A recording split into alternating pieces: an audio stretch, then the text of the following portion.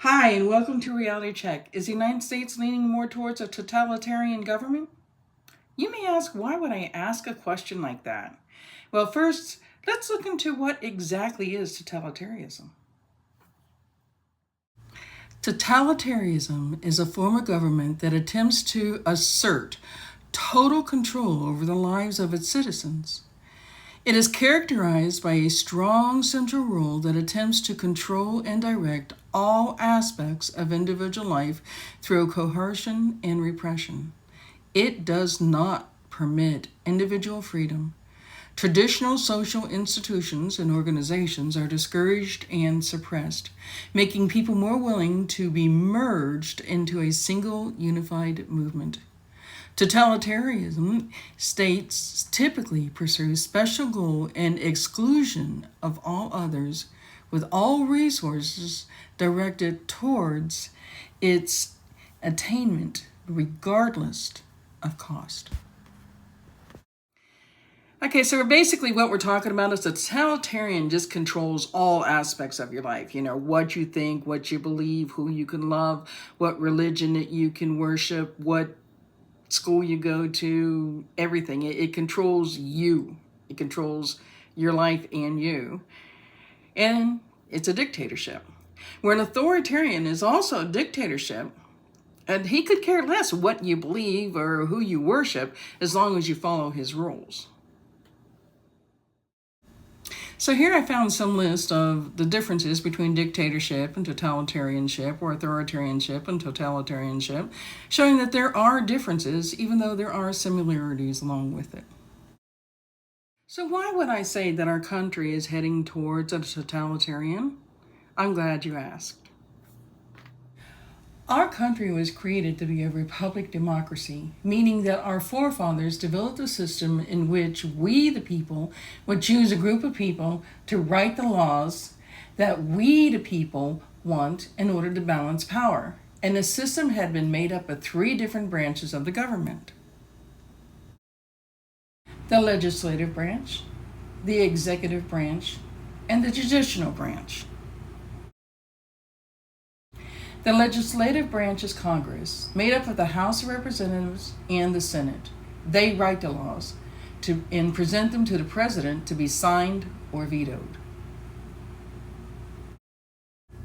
The executive branch, the president being the head, and then the vice president, and the president assigns people to run the different areas of the executive branch. The president also signs or vetoes laws presented to him from Congress.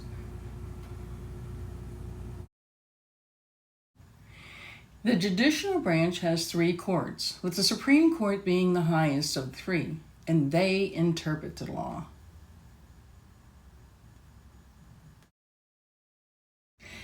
Lately, the executive branch seems to have run amok. The head of the executive branch deciding that he doesn't need to listen or work with the other two branches. If he is allowed to get away with this, the balance of power along with the Constitution becomes null and void. And this is when we start leading towards a dictatorship. And I would even go as far as to say a totalitarian. So why would I go as far as to say that this country is headed towards a totalitarian? Let's face it, Trump would be satisfied with a dictatorship or an authoritarian government. For as long as he can just run the country, tell everybody what to do, as long as he can stay out of prison, as long as he can build golf courses on foreign land, or rename the Gulf of Mexico. But that's not enough, and I'm going to tell you why. The Heritage Foundation. The Heritage Foundation is a conservative think tank that has written a mandate for Trump to follow called Project 2025. Project 2025 is actually a continuation of a mandate that started around 50 years ago. Some of it already has been implemented by President Reagan. Since then, it has grown to over a 900-page mandate. They take a family-first approach and believe the country should be run by conservative Christians while plotting to eliminate the liberal agenda. Trump has created a religious-based executive order supposedly protecting Christians from hate groups and free speech for Christians, which Christians always had. This order blurs the boundary between the government and the church, making it easier for the Heritage Foundation to take control over the government. The Heritage Foundation believes, as a family-first approach, one man, one woman get married and have children. Trump, influenced by the Heritage Foundation, first aligned the Supreme Court with the conservative judges to push this agenda. This helped to overturn Roe v. Wade. One thing I do want to make clear is I want to emphasize the Heritage Foundation, because even though it is a conservative group, not all conservatives are for the Heritage Foundation agenda.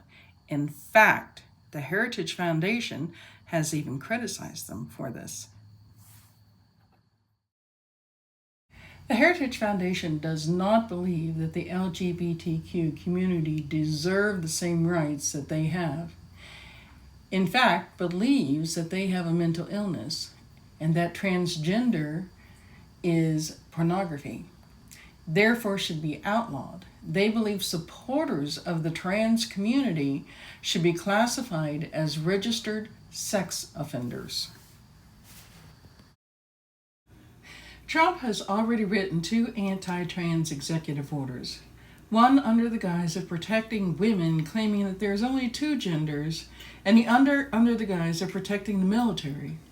With these executive orders, he not only manages to ban transgenders, not just from the bathrooms and sports, but also from the military, claiming that they have a mental illness. Heaven forbid if you are an LGBTQ and homeless, as Trump's executive order under the guise of ending crime will have you put away in a mental institution without a choice in the matter. And there you will stay indefinitely while our tax dollars pay for it. Of course, the Heritage Foundation also has their nose in immigration laws. So of course, Trump has placed executive orders on immigration. I know I don't have to tell you about how Trump is using ICE to illegally arrest not just illegal immigrants, but the immigrants that are here legally, and the American citizens. Citizens that just happen to have brown skin. Trump's talked about ending the birthright citizenship, which is very unconstitutional and also fits in with the Heritage Foundation plans. And he's gone as far as to reverse immigration laws that made immigrants that were here legally now illegal. Is this a dictatorship? Oh yeah. Is it authoritarian? Oh yeah. Given that Trump has gone as far as to ignore 2 branches of the government, saying he doesn't need Congress or the courts. And he also went against court orders to bring the legal immigrants that he had deported illegally back. But is this a totalitarian government? Considering that the Heritage Foundation is pushing to make this a Christian nationalist country, and Trump is actually doing what he can to follow through with that, makes it an authoritarian government. When they go as far as to try to eliminate the liberal agenda, completely eliminate it, and when they go as far as to declare that the transgenders or transgenderism is pornography, and go as far as to state that if you support transgenderism in any way, that you should be registered sex offender. This crosses the line between authoritarian and totalitarian. Simply because you can no longer be what they deem unacceptable or teach acceptance of what they believe is unacceptable without punishment from the law. Trump has made ICE his personal Gestapo, and he's declared war on the United States, claiming that if you are anti-fascist, you're a terrorist. I really want you to understand what this means, okay? If you are against oppressing and suppressing your country, if you're against a dictatorship, according to Trump, you're a terrorist. Think about that for a moment.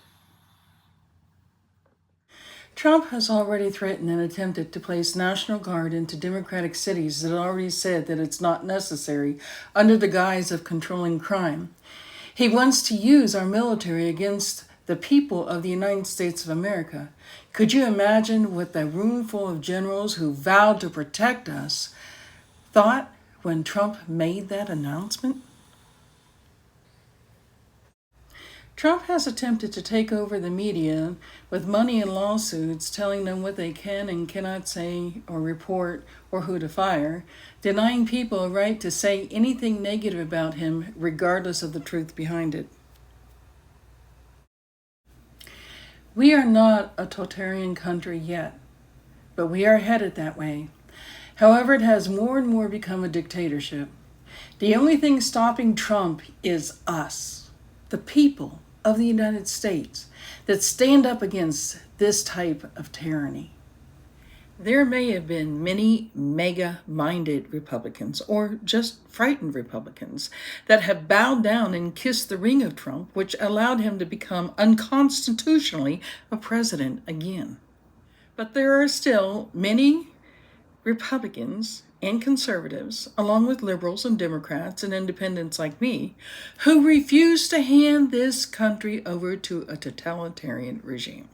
But first, we need to understand that Trump, although klutzy and clangy and loud and obnoxious, really isn't the problem here. He's just a distraction.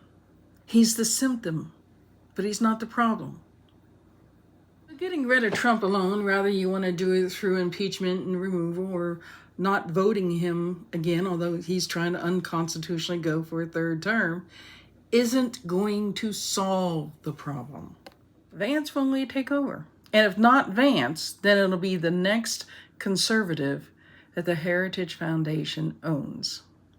So we must find a way to eliminate any organization that is trying to take over this country. We must also find a way to work together, not divided by parties, but united as a country of people who love this country and are willing to work with each other's differences.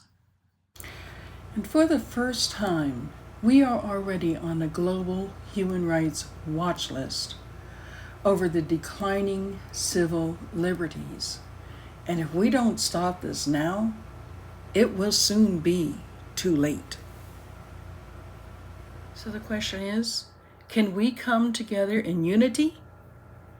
Or have we gone too far from it? Thank you for watching.